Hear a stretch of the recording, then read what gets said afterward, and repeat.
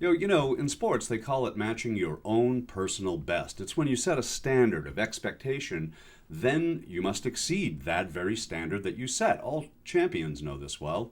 It's what repeating and threepeating are all about. Well, as CNN is reporting today, your reigning POTUS, he has indeed exceeded a standard that he set for himself, above and below, actually, every other person to hold that office, as you're about to see in today's great video. Now, quickly, before we show you the very latest breaking bombshell across-the-board poll numbers, let's quickly listen to the voting voices behind those numbers from just a year ago. But Mike's story reflects the puzzle of American politics right now. His lot may be good, but it just felt better before, and inflation is biting. We've more than doubled our fuel. That costs there. Our chemicals have gone up. Our fertilizer has gone up. The cost of equipment has gone up. Food is terrible, and our government doesn't seem to care. So you have a nostalgia for the Trump years. Things were better then for you. Yes, he put America first. We had no wars. All them people that died in Russia and Ukraine, they'd still be alive today if Donald Trump was the president. You believe that? I honestly believe that. Because he'd go there and he'd take both sides, he'd negotiate. It always felt like Trump was in control. And right now, these last 4 years, it's kind of like who is in control. Looking in on America from beyond, I think people struggle to understand what the appeal is of a man who seems to be divisive. He seems to drive quite a lot of chaos. Right. Yeah. I think, man, in order for change to happen, sometimes chaos ensues, and Trump is not afraid of that. I think Trump will change things around if he gets back in. I really do. I think it's going to get our border closed up, get things back to normal.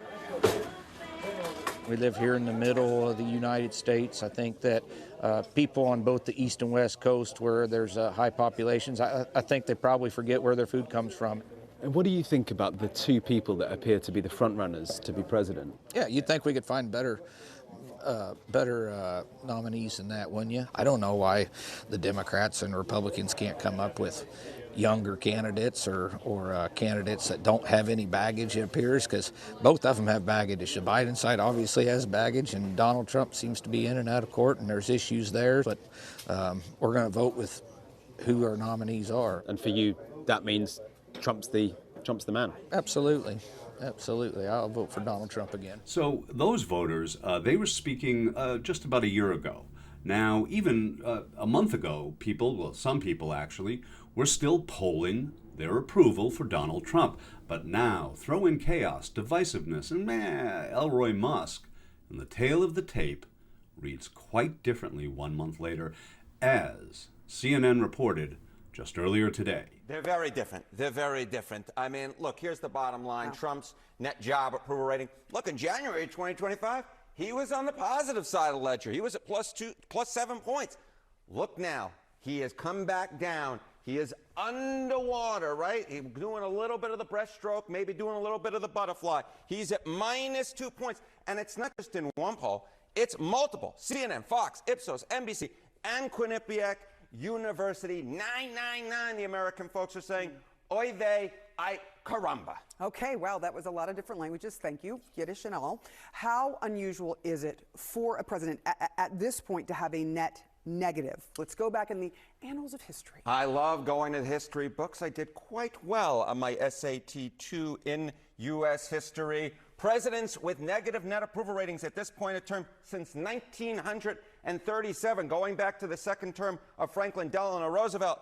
Well, there are two men on the screen, and they're the same two men, Trump in 2017 and Trump in 2025. He only matches himself. I guess the good news is he's doing a little bit better than he was 8 years ago at this point. But when you're only matching yourself and you're the only dude who's underwater at this point, not particularly good. Every single other president at this point in a term, either first or second, was above water. So Donald Trump likes to make history, but this is the type of history Donald Trump does not like to make. How is he doing when it comes to the issues? Because that seems to be the big thing for 2025, which is a little different than 2017. Yeah, so look, here are the issues. Sometimes I like lists.